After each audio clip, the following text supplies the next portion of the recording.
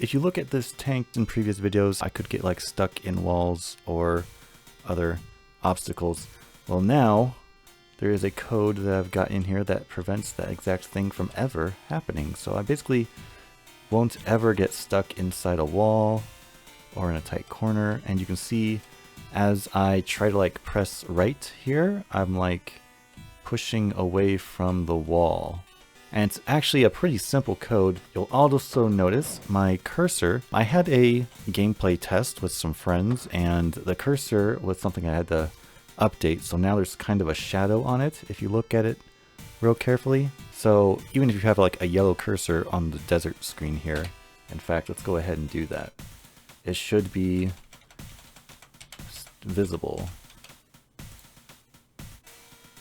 Yeah, see? So it's got that little bit of shadow so you can kind of see, gives it a little bit of definition.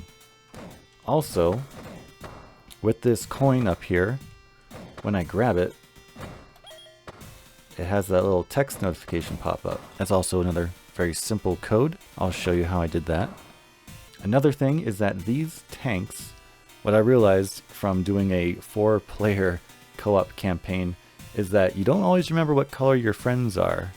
And so now, whenever you get close to one of these enemy tanks, it'll pop up that it's an enemy, just like that, yeah. So about this distance away, the enemy text will pop up above the tank, and that's just to let you know, hey, that's an enemy and you're not shooting at them, so watch out. Hey everybody, this is Rogue Tanks devlog day 26. Let's get into the code because it's very handy and useful code to have. I'm probably going to end up adding it to my racing game. In the object player, I have this collision event with the parent object, tanks and walls, and this literally is just a parent object to gather all the physical obstacles, and then enemy parent, which will grab all the enemies. These are all the regular walls, and then like every other kind of thing that you can collide with. Thank you to Ganymede Ghost for just writing this simple code, which looks like this. This is in the Game Maker forums. And yeah, basically, as you can see there, it kind of pushes, well, the way that this code is written is that it creates, this is like running in the step event. It checks for an instance place, basically anything, whatever object you're colliding, you want to not pass through. If it's greater than -1, meaning it's basically not nothing, because -1 is code for like nothing in Game Maker. Then direction, point direction is originating at the other objects X and Y and pointing towards your X and Y. And so then it then moves, your X then changes basically in the direction of going away from that other object. Now I've changed it a little bit because I'm using this collide with the parent object thing. I don't have to check for like if it's not -0 or -1, because it's always going to be something. This code's only going to run if it actually collides with something. And so it's basically just grab the other objects, point X and Y, and then in the direction of the host objects X and Y, move X based on 1 pixel per frame in that direction. Now I've had other code similar to this that I've tried to use and it didn't work. So I don't remember exactly what I did. I tried using a bunch of while statements, which I think somehow ended up freezing. But this doesn't use a while statement, it's just happening whenever you're colliding. Now because of that, there are actually a couple of things I had to change in my levels in order for this code to actually work. And so if you run across this problem, you'll know it's not working for that reason.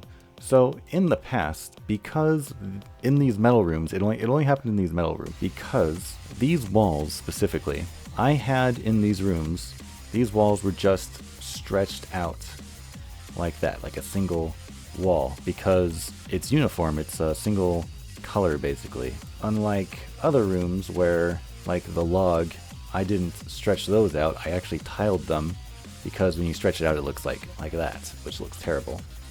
So in order for this code to work, I had to redo these rooms to have multiple walls at the very least in the corners or at points of collision. Because if I didn't do that, it has this thing where because you're moving away from the other object's center, if you go into the wall here, you'll end up pushing yourself into the wall because you're going away from the center here and away from the center here, which actually pushes you further into this corner, so you would actually squeeze through the corner as you're pushing into it, like so.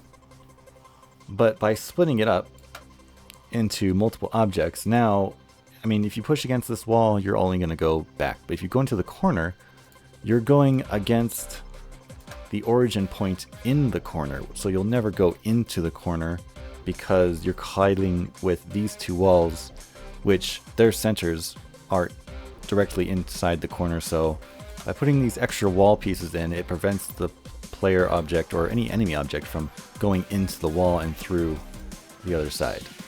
And that includes any other rooms with extra colliding corners. So like even down here, I had to add extra walls to make sure that the center of the wall you're colliding with is not pushing you into the corner. The crosshairs are simple. I just doubled up on the draw sprite. So ordinarily it draws the crosshair on your aim XY position based on your player color.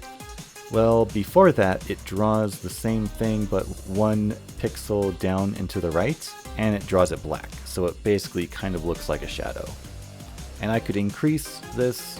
Instead of 1 pixel over, I could make it 2 or 3 to make it look like there's greater depth, but I'm fine with it being just 1 pixel down and right for now.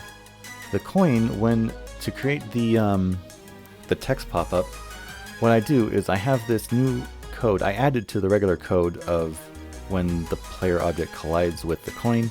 I instance create layer at the point of the coin, X and Y, on the menu layer so it's above everything, object reroll get. So it's this new object that I created, which is literally just a text object. So it has these 3 variables, raise, max raise, and display time. When the instance is created, it basically just starts doing this right here. Draw set color red, draw text at X, Y minus raise, and raise meaning it's going to draw it above the X and Y point. And raise starts at 0 and max raise is 40.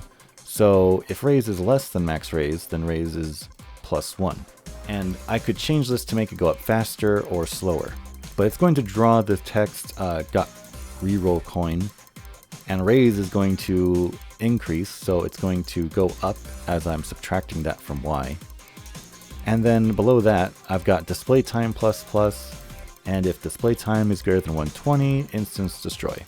So display time is basically the life of the text.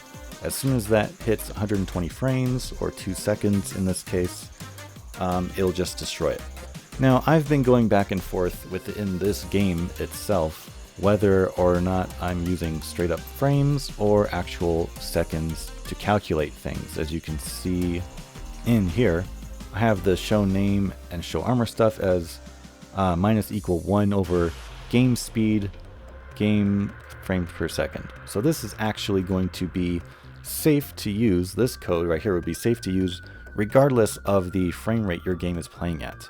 Where if I were to just stick with this 120, because the game is locked at 60 frames per second, then 120 frames will be 2 seconds. But if I ever wanted to change my frame rate, I wouldn't be able to use this code. It would speed up or slow down the actual display time of the message if I just stick with the code the way it is. What I should do is use that 1 over frames per second, this right here.